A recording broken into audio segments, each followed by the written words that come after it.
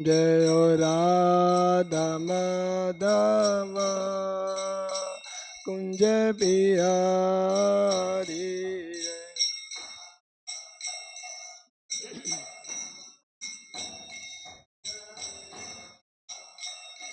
Jayo Gopi Jana Vallabha Givaradari.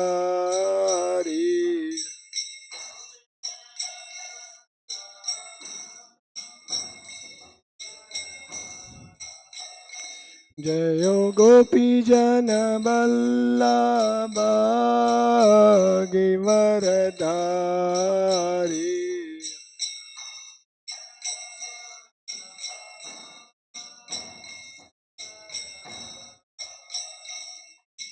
Yashodanandana Bhajana Ranjana.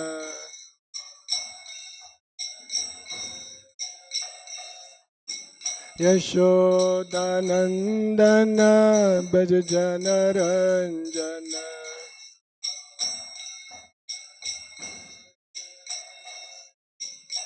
Yamuna Tira Vanachari.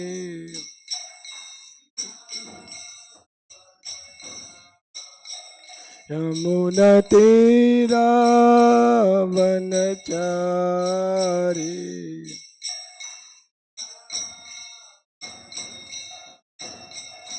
Jaya Radha Madhava Bihari.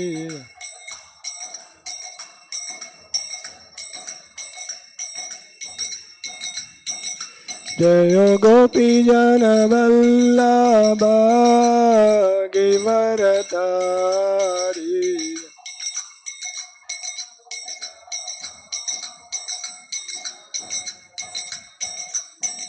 Yashodanandana Bhajana Ranjana.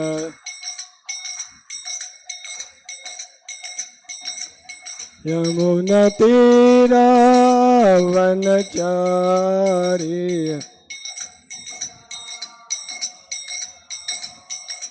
Jaya Radha Madhava Kunja Bihari.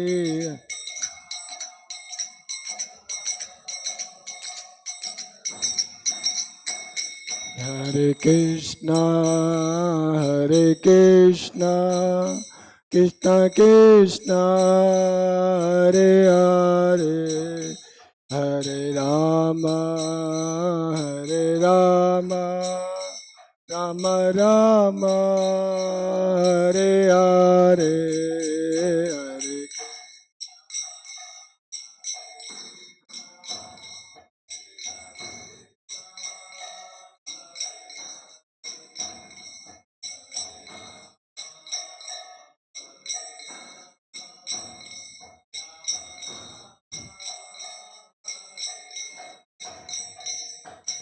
Hare Krishna, Krishna Krishna, Hare Hare, Hare Ram, Ram Ram, Hare Hare.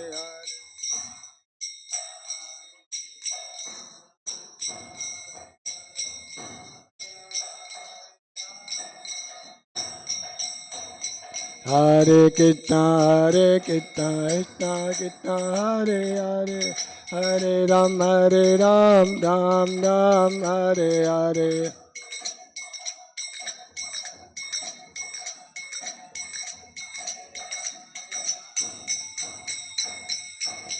Jayo Krishna Rukmani, Jayo Satyabhama, Krishna Rukmani, Jayo Satyabhama.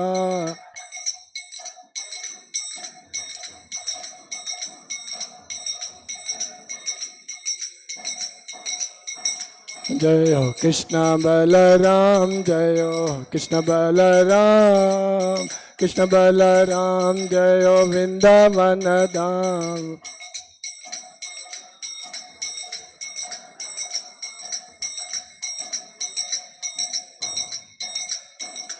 जय हो गौरानिताय, जय हो गौरानिताय, गौरानिताय, जय हो गौरानिताय।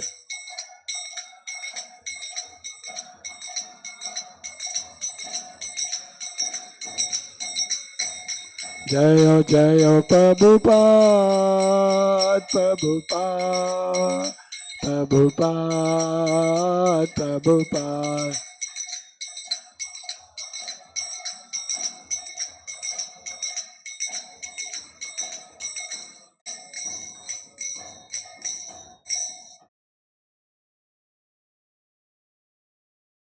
जय ओम विष्णुपाद परमहंस परिव्राजकाचार्य अष्टोत्तर सतत divine grace AC भक्ति वेदांत स्वामी शिला प्रभुपाद की, ISKCON फाउंडर आचार्य बीबीडी founder acharya save the whole world jagat guru शिला प्रभुपाद की, ग्रंथराज श्रीमद् भागवतम की, वंदे देवी तुलसी महारानी की, श्री श्री कृष्णा रुक्मिणी सत्यभामा की जय, श्री श्री कृष्ण बलराम की जय, श्री श्री गौर निताय की, समवेत भक्तवृंद की जय। ओम नमो भगवते वासुदेवाय।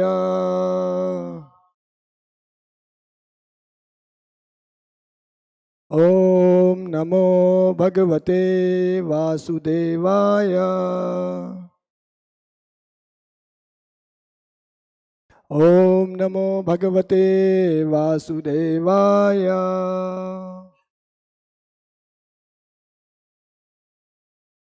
Reading from Srimad-Bhagavatam, Canto 2nd, Chapter 2, Text 5.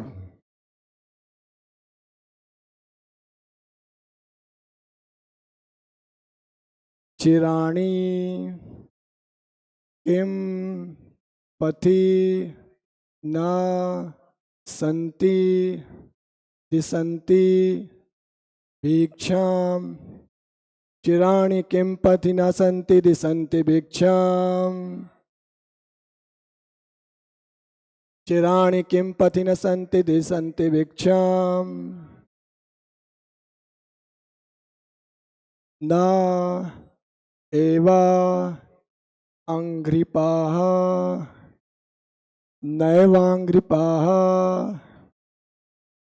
परा भृतः सरितः अपि असुष्यन्। नैवांघ्रिपा परभृता सरितोऽपि असुष्यन्। नैवांघ्रिपा परभृता सरितोऽपि शुष्यन्। रुद्धा गुहाः किम् अजितः वति नोपसन्नान्। रुद्धा गुहा किम् अजितो वति नोपसन्नान्। रुद्धा गुहा किम् अजितो वति नोपसन्नान्। कस्मात् भजन्ति कवयः धना दुर्मदान्तान्। कस्मात् भजन्ति कवयो धन दुर्मदान्तान्। कस्मात् भजन्ति कवयो धन दुर्मदान्तान्। चिराणि किं पथि न सन्ति दिशन्ति भिक्षां। नैवांघ्रिपा परभृता सरितोऽपि शुष्यान्। रुद्धा गुहा किम् अजितो वति नोपसन्नान्। कस्मात् भजन्ति कवयो धन दुर्मदान्तान्। चिराणि किं पथि न सन्ति दिशन्ति भिक्षां। नैवांघ्रिपा परभृता सरितोऽपि शुष्यान्। रुद्धा गुहा किम् अजितो वति नोपसन्नान्। Kasmat bhajanti kavayo dana durmadan dhan.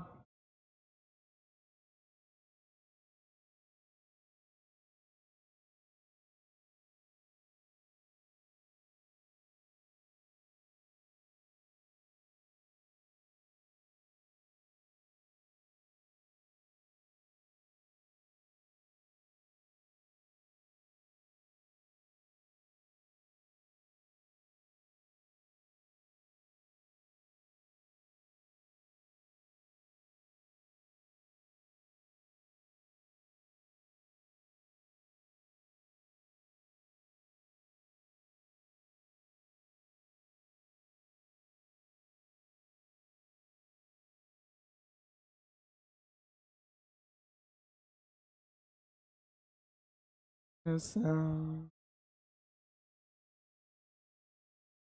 Buddhaya.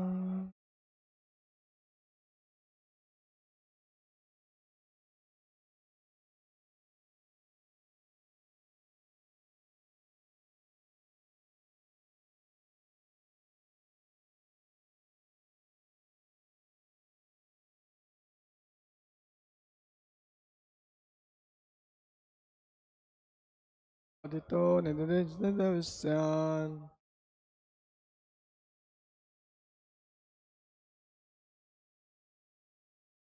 Ruddha guva kimajito vatino pasannan. Kasmat bhajanti kavayo dana durmadan dhan. Word to word meaning. Chirani, torn clothes. Kim, weather. Pati, on the road. Na, not.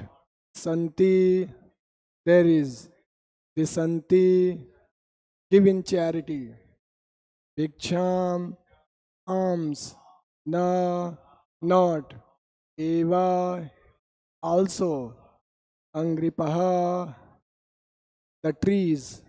Parabhrataha, one who maintains others. Saritaha, the rivers. Api, also. Asusyan, have dried up. Ruddaha, closed. Guaha, caves. Kim, weather. Ajitaha, the Almighty Lord. Avati, give protection. Na, not. Upasannan, the surrendered soul. Kasmad, what for? Then bhajanti, flatters. Kavyaha, the learned. Dhana, wealth. Durmada, andhan, too intoxicated by. Translation and purport by His Divine Grace A.C. Bhaktivedanta Swami Srila Prabhupada. Translation. Are there no torn cloths lying on the common road? Do the trees which exist for maintaining others no longer give alms in charity? Do the rivers, being dried up, no longer supply water to the thirsty? Are the caves of the mountains now closed? Or above all, does the Almighty Lord not protect the fully surrendered souls? Why then do the learned sages go to flatter those who are intoxicated by hard earned wealth? Translation with repetition. Are there no torn cloths lying on the common road? Do the trees which exist for maintaining others no longer give alms in a charity? Do the rivers, being dried up, no longer supply water to the thirsty? Are the caves of the mountains now closed? Or above all, does the Almighty Lord not protect the fully surrendered souls? Why then do the learned sages go to flatter those who are intoxicated by hard-earned wealth?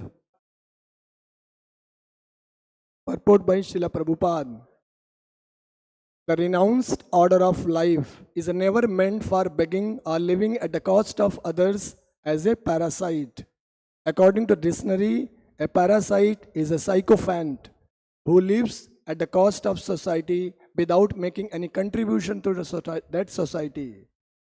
The renounced order is meant for contributing something substantial to society and not depending on the earnings of the householders.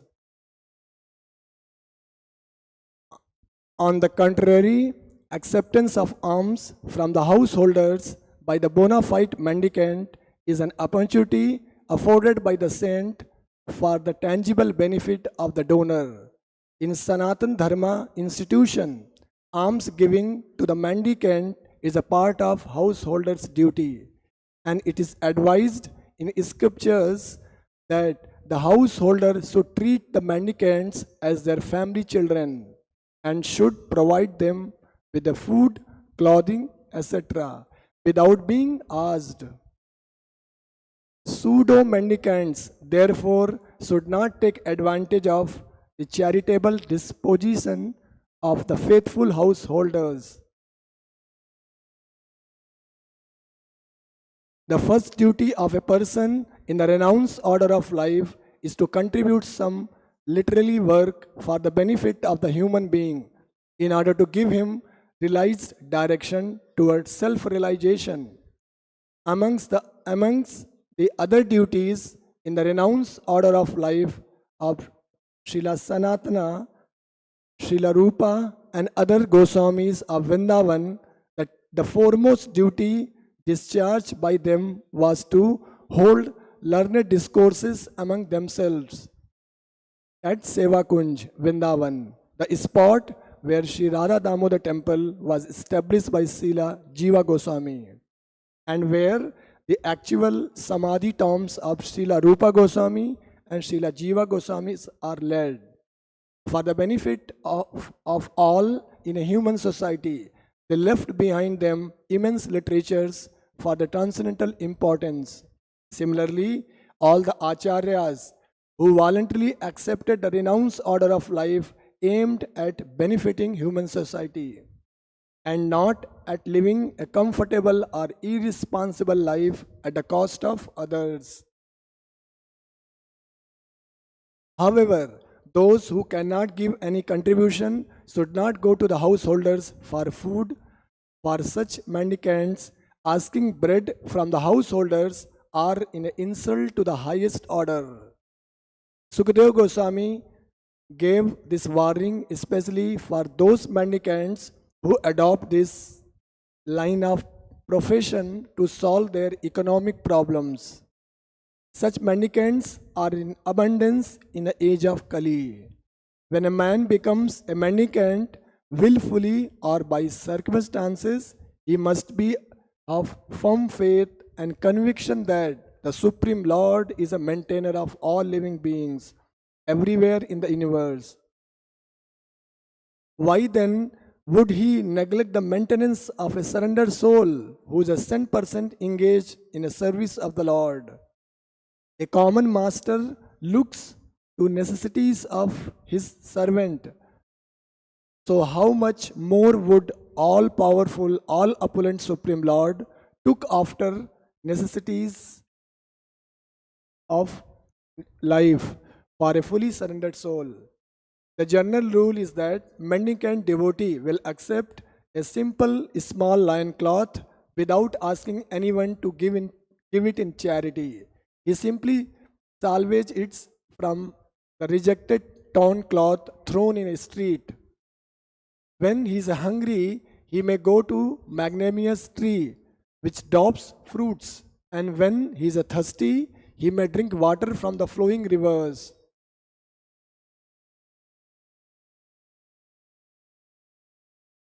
He does not require to live in a comfortable house, but should find a cave in the hills and not be afraid of jungle animals, keeping faith in a God who lives in everyone's heart.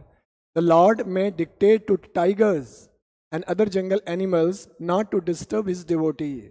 Haridas Thakur, a great devotee of the Lord Sri Chaitanya, used to live in such a cave, and by chance, a great venomous snake was a co-partner of the cave.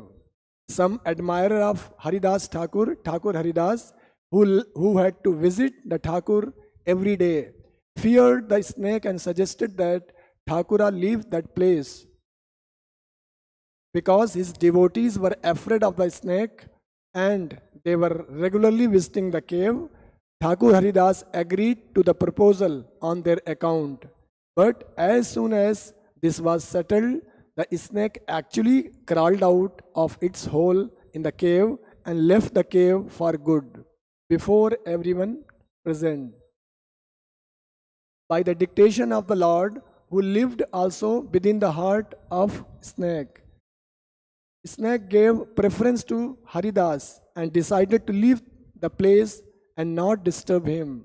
So this is the tangible example of how Lord gives protection to a bona fide devotees like Thakur Haridas. According to the regulation of Sanatan Dharma institution, one is trained from the beginning to depend fully on the protection of the Lord in all circumstances. The path of renunciation is recommended for acceptance by one who is fully accomplished and fully purified in his existence. This stage is described also in Bhagavad Gita 16.5 as a Devi Sampat. A human being is required to accumulate Devi Sampat, spiritual assets. Otherwise, the next alternative, Asuri Sampat or material assets, will overcome him disproportionately. And thus, one will be forced into the entanglement of the different miseries of the material world. A sannyasi should always live alone, without company, and he must be fearless. He should never be afraid of living alone. Although he is never alone, the Lord is residing in everyone's heart. And unless one is purified by the prescribed process, one will feel that he is alone. But a man in a renounced order of life must be purified by the process. Thus, he will feel the presence of the Lord everywhere and will have nothing to fear. Such a being without any company. Everyone can become a fearless and honest person if his very existence is purified by discharging the prescribed duty for each and every order of life. One can become fixed in one's prescribed duty by faithful oral reception of Vedic instruction and assimilation of the essence of the Vedic knowledge by devotional service to the Lord. Thus ends the Bhakti Vedanta purport of this verse. Om Ajnanatimirandasya Jnananjana Salakaya Chakshul Ulmitam Enaha Tasmai Sri Gurave Namaha Namo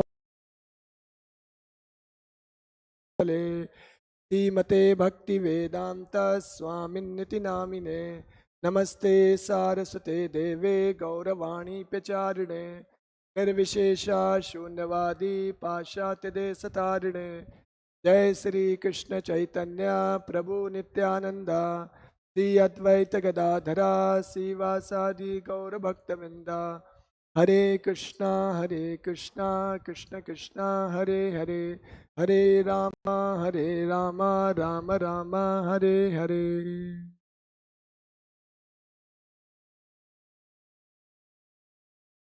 So today's verse is a continuation of the previous verse. Jai Sri Krishna, Rukmini Satyabhama ki Jai, Prabhupada ki Jai. So we'll just read the previous verse, what was explained in a previous verse. I will just read out the translation of the previous verse.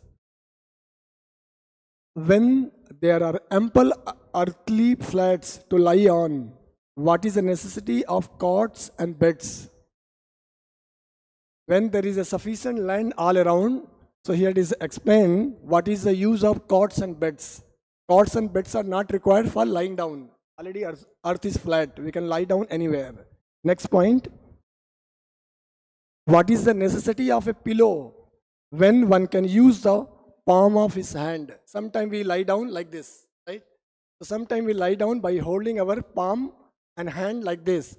So this is working like, is acting like pillow. So here is explain, you have the palm and hand, use it. There is no necessity of pillow. Next point. What is the necessity of ample patra or vessels? Because we have the hand, palm, that hand. When there is ample covering or skin of the trees, what is the necessity of clothing? So here is explain this point. There is no need of covering something extra. Already skin or bark of the trees available. So these are the 4 points are told here. What are those? Not required any bed. Earth is a flat, we lie down on the earth. Not required pillow. We can use our hand and palm. And there is no necessity of patra or vessel. We can use our hand for eating. There is no necessity of any clothing or covering when we have skin of the trees. So these are the 4 points are explained in the previous verse. Now we will coming to the today's verse. So that's why this is a continuation of previous verse. Here it is said, are there no torn cloths lying on the common road? There are so many cloths, if you go on the road, lying down. They are torn and rejected by the people. So this is the another point, 5th point. Do the trees which exist for maintaining others no longer give alms in a charity? So 6th point, so many trees are there. So tree, they give so much charity. Which way we get the charity from the tree? So many fruits are there in a tree. Now it's not there, got vanished. If we go in a previous era or olden age, people used to go for the spiritual realization. They used to go to the jungle and there they used to live. So in that context, these points are explained. So for the sannyasi, there is no need of dependent on anything. It's already arranged by the Lord in these ways. So next point, do the mountain caves are closed? So in a mountain, so many different caves are there. So there is no necessities of any house or something like that. And last point, above all, does the Almighty Lord not protect the fully surrendered soul? The fully surrendered soul, who is a Mahabhagavata, fully surrendered soul, 100% surrendered soul is a Mahabhagavata, pure devotee of the Lord. They doesn't depend on any facility of this world. They are totally dependent on the mercy of the Lord. That we'll discuss in a purport.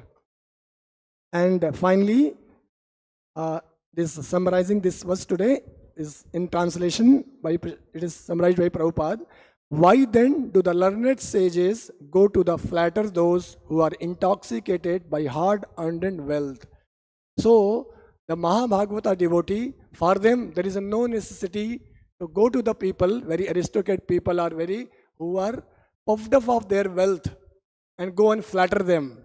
There is no necessity of flattering the aristocratic people who are puffed up of their wealth and opulence. So, these 2 verses, consecutive verses, explains all the quality of, all the character and quality of sannyasi. So as explained by Lord Krishna in the Bhagavad Gita, Lord says, this society has a division.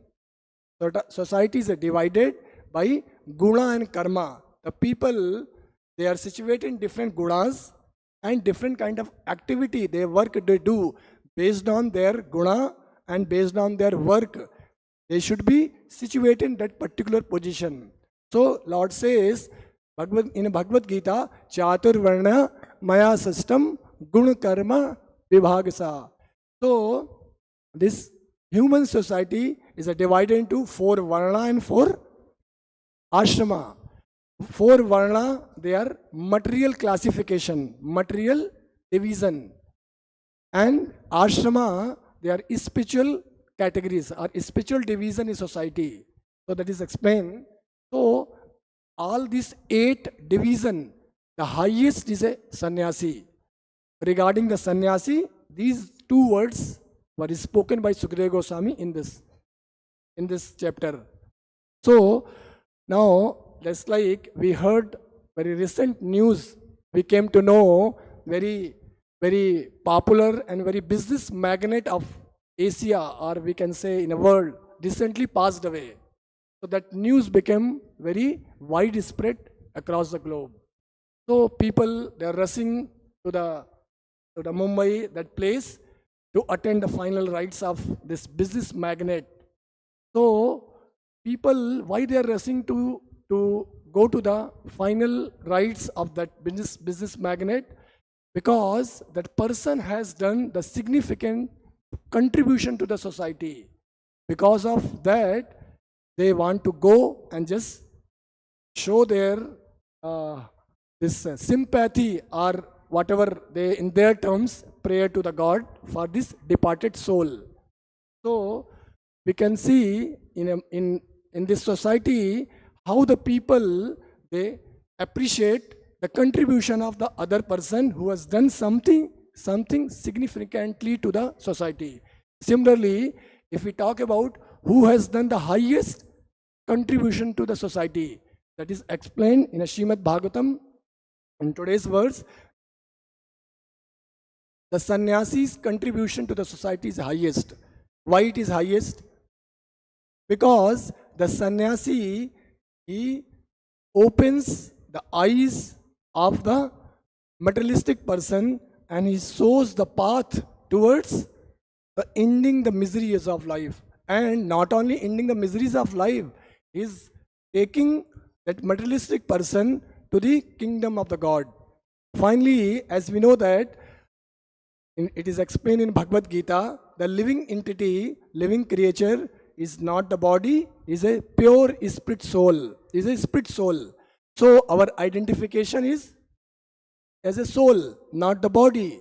So this kind of knowledge, in order to spread this reality of this world, this sannyasi, they go door to door and awaken the materialistic person. Materialistic person, they are fully engrossed or engaged in the material activities. What are those material activities? Ahar, Nidya, Bhaya, Maithuna. They are just busy in Ahara, Nidra, and Bhaya and Maithuna. So these 4 activities, they are whole life engaged on this only. So Vedic literature explains person who is leading a life of materialistic life, for that kind of life, even that person, he is in human form of life, he is leading life just like Pasu. So dharma vihina, Pasu hi samana. He is leading the life of Pasu. Pasu means the animal.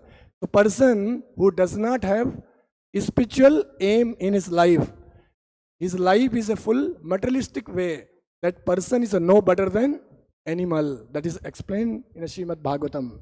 Because we are a spiritual being, and spiritual being, our duty is to do spiritual activities, not the material activities. Material activities to be done for the just maintenance of the body, just to maintain body and soul together.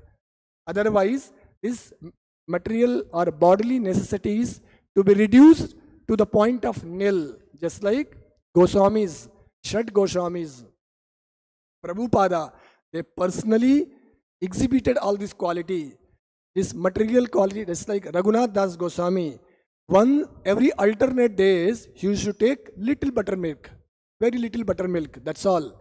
So he has come to the ending the material necessity of life. So because why they have come to that? Why they have completely aloof from the material, all facilities or material demands or material requirement? Because they have achieved the highest perfection in their life. Actually, they are Mahabhagavata. This Guru Parampara, the bona fide Guru Parampara, all the Acharyas, from these four sampradaya, they are Mahabhagavata. They descend this world to the common mass of people. They walk the path and show the example to the common mass of people how we can give up this material life and come to the spiritual life and finally go back to the kingdom of the God. So the one of the duty of sannyasi to preach the God consciousness or Krishna consciousness, that kind of knowledge to be distributed to the society. So that is the one of the most major contribution of the sannyasi. Like we can understand from the life of Prabhupada. Srila Prabhupada, he was well situated in Vrindavan. He was well-known personality in Vrindavan. Across the India, people were knowing the Mathura, the place, Prabhupada, because Prabhupada has published Srimad-Bhagavatam, first canto, 3 volumes, and English translation, such a authentic and bona fide translation. So, and many ministers and many business class of people or all class of people, they used to visit Vrindavan, they used to meet Prabhupada for guidance. So Prabhupada was already situated in a very good position, very highly position in a Vrindavan. But still, for the common mass of people, in order to help all of this fallen soul of this world, Prabhupada took up the mission of his Guru Maharaj. Prabhupada's Guru Maharaj, he told, you have to go to the Western world and preach this Krishna consciousness. People are suffering without the spiritual knowledge because they are thinking they are the body. If they are thinking they are the body, then all the activities are around the body. And this body is a temporary, then whole life they did all this bodily activity. Body is ended, material activity also ended, and all thing. But at end of the life, they did not get anything substantial in their life. So they were leading very illusory life, false life. Somebody who is in a bodily conception of life, that is a false life. That is not the proper life. What is the proper life? Proper life is spiritual life. Leading a spiritual life is a proper life. That covers your material necessities, bodily necessities also. So Srila Prabhupada, he took a lot of discomfort in his life. He left the Vrindavan and he, as we know that, he went to America through the cargo ship, not to the airplane, because he did not have money. And being a sannyasi, he was trying, somebody can sponsor so that he can do service to his Guru Maharaj. But Prabhupada, he did not depend on anyone. His mission is there, he will go forward without any support. So Prabhupada traveled to the cargo ship, and in a cargo ship is a very, very troublesome journey. As we heard, Prabhupada, this 40 days journey from the Prabhupada, this voyage of compassion, last month we read how Prabhupada traveled in a cargo ship. And Prabhupada got 2 heart attack and vomiting and so much health issues. Still Prabhupada did not give up. No, I will go, I will distribute this transcendental knowledge, this Vedic knowledge to liberate the people, to mitigate their miseries of life. Prabhupada decided, I will go, then I will go, no matter how much pain. So that is one of the duty of sannyasi. He should take voluntarily all pains for the benefit of the common mass of people. So this is one of the major contribution of sannyasi. Second thing, in the same, it is explained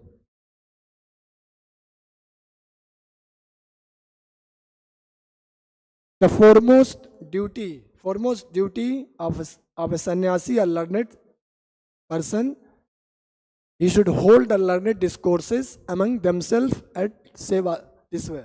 So Prabhupada, what it is? Literally work. Prabhupada not only he gave knowledge like through the lectures, Prabhupada wrote volumes of the books, and that his literally work that was appreciated across the world by the big people. If we see any of the book, foreword or appreciation word, the beginning of any books, if you see Bhagavad Gita, so how people are appreciating the contribution of Prabhupada's literally work, giving spiritual knowledge to the whole world. That is in a foreword also preface also is given.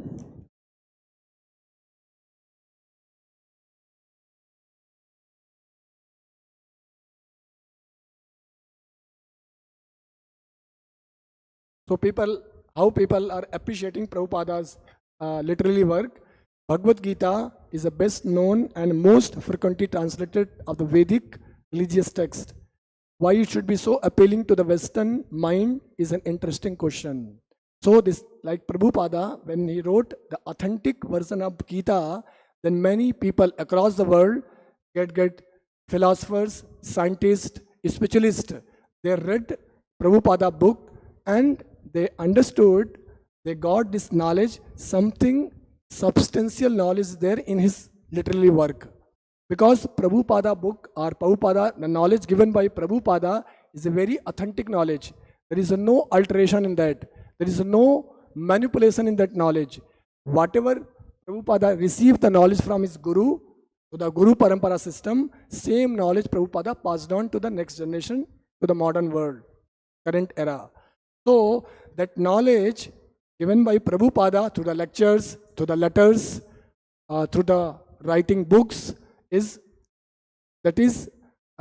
benefiting to the whole world. And as we know that in a Western world, many people, they became devotee of Lord just by reading Prabhupada books. They read the book, they understood, I'm not the body, I'm the soul. What I'm leading the life in a bodily life, bodily conception of life, that is fake life, illusory life. Give up this life. Prabhupada very strongly telling, illusory life. They gave up that life, they became the devotee of the Lord and they served the mission of Prabhupada. So this kind of knowledge Prabhupada gave in Bhagavad Gita and other Bhagavatam and Chaitanya Charitamrita. So another duty of, or another characteristic of sannyasi, as per today's purport, sannyasi is 100% depend on the mercy of the Lord. It doesn't depend on any material facility, any material comfort. As in today's verse, like if he's a thirsty, rivers are there, go and drink water from the rivers. That is like previous verse and today's verse, all 8 points are explaining sannyasi doesn't depend on any material facility. If you are hungry, go to the nearby tree, take the fruit, mitigate your hunger, that's all. So minimum bare necessities of life, you take care of that. But the final goal of life, to achieve the self-realization in this life. That so, as explained today's purport, how the sannyasi is a totally depend on the mercy of the Lord. A well example given, like Thakur Haridasa. He was living in a cave, that mountain cave. In a mountain cave, one poisonous snake was also there, residing in the cave. So Haridas Thakur is not bothered about that snake. He was also there with him in a cave. So in that cave, there's some well-wisher of this Haridas Thakur. They used to come and meet every day. Haridas Thakur. Every day, the well-wisher used to come in a cave and meet. Then they saw one venomous serpent is residing in the cave. They requested Haridas Thakurji Maharaj, please leave this cave and go to some other place, because it's a very poisonous snake. But Haridas Thakurji Maharaj, because they were requesting, he told, okay, I will take your word and I will try to arrange, I will go some other place, other cave. So as soon as Haridas Thakurji Maharaj, he decided to leave the cave, so Paramatma within the heart, he dictated to the snake. Because every living creature, every body, Atma and Paramatma both are residing. As explained in the Vedic literature, like in one tree, there are two birds. So one bird is eating the fruits of the tree. Another bird just watching and witnessing. Another bird just witnessing what the first bird is doing. So first bird is just enjoying fruits. So just like materialistic person, simply just doing the sense gratification in a life. Another bird is a Paramatma, continuously witnessing what activity is being done by this soul and super soul. So super soul always guiding the soul. But for that, and to understand the instruction from the super soul, some kind of purity is required. If that purity is not there, then we cannot listen the words or instruction of Paramatma. So, as today's explanation, Haridas Thakur, as soon as he decided, I will leave the cave for the pleasure of my well-wishers, immediately Paramatma just captured those his intention. Immediately, same Paramatma residing in a snake body, immediately Paramatma guided that snake, poisonous snake, then he crawled out and went away, that snake. Then the cave have like peacefully, anyway, the Mahabhagavata devotee, they are always peaceful, does not matter all material condition all around. So that is the example. Even though Thakur Haridasa, he was staying with one companion like very venomous and very poisonous, he was not bothered. He was totally dependent on the mercy of the Lord. Similarly, Prabhupada, when he went to America, he does not depend on anyone. I will go to America, somebody will give house, somebody will give money, somebody will arrange car, somebody will say this, nothing. He has to go, give this Vedic knowledge, spiritual knowledge, to awaken the fallen soul. He has to go, then he has to go, no matter what obstacles he has to meet. So, in a Prabhupada life, as we see, like Prabhupada travel journey was very troublesome. Still, Prabhupada had the faith on the Lord, 100% faith on the Lord. In a voyage of compassion, Prabhupada writes in a diary, Jalduta diary. Prabhupada says, when he got that second heart attack, then the situation was, he will die. Prabhupada says, I may die. But Prabhupada, he was constantly praying to the Lord Krishna. Then Lord Krishna, with the 10 incarnation, Dasa Avtara, all incarnation, they were started rowing the Jalduta cargo ship. Jalduta cargo ship that was rowed by the Dasa Avtara. Then in a dream, Prabhupada saw, Lord Krishna has come with all Avtara. Now my journey will be safe. I will be 100% protected. And definitely I have reached my destination. And the ocean, like Atlantic Ocean, it was very ferocious. Then like Captain Pandya, he says, I have never seen such a calm ocean in my life. So Prabhupada says, because Krishna has taken the charge of this ship, there will be no disturbance at all. Now Krishna will rowing this, Krishna has taken the charge. Nothing will happen, will reach United States without any kind of troublesome or any problem. So Prabhupada, when he was preaching in India or America or across the globe, he was constantly traveling all around. As we know that Prabhupada traveled across the globe, how many times? 14 times. So when we travel across the globe, 14 times Prabhupada traveled. When we travel from one time zone to another time zone, like in India is a day, in America is a night. So time zone, day time zone and night time zone. So our body got accustomed with the day time zone. When you go to America, some days you have to get settled down, your body will get settled down with the day and night pattern. It's called jet light. So Prabhupada, in spite of old age, in spite of traveling so vastly around the world, Prabhupada is not like, oh, now I will take rest nicely, too much I have traveled. No, Prabhupada was constantly preaching. And one of the incident in America and India, Prabhupada was preaching in Punjab. So Prabhupada with his all disciples, and morning they had one program, and evening again they have a program, next day morning again program, evening again program, continuously for 15 days, 2 weeks program were there, and they have to arrange everything and go, and they will do the program in that houses. So Prabhupada, Prabhupada disciples, they becoming tired after 3 days, 4 days. No proper sleep, no proper food, all this because of this very tight schedule. Prabhupada was unaffected by all this thing. He was full-fledged, and his lectures and everything, nicely Prabhupada was enlightening to the people. But all disciples, along with Prabhupada, they became fatigued. They became so tired. they're not able to cope up the match of Prabhupada. So see Prabhupada, how rigorously he preached the message of the Lord without any dependence on this material condition. Just like we people also, being a service, we have to go and meet the people, preach the people, and invite the people for our temple programs, different spiritual programs. We also go. So sometime when we go and travel 2 hours, 3 hours, come back, it become 4, 5 hours, sometime in the morning, sometime in night. So sometime we feel, oh, I become so tired, so tired. But Prabhupada's status was not like that. Prabhupada is completely unaffected by all these things. So that is one of the quality of pure devotee, Mahabhagavata. So Mahabhagavata is always busy in distributing the knowledge to the people, awakening the souls. Because soul, this materialistic people, is a sleeping, is in slumber, in a deep slumber of material activities. He will do the whole life, material activity, end of the life, he will die like cats and dog, and next life become cats and dog.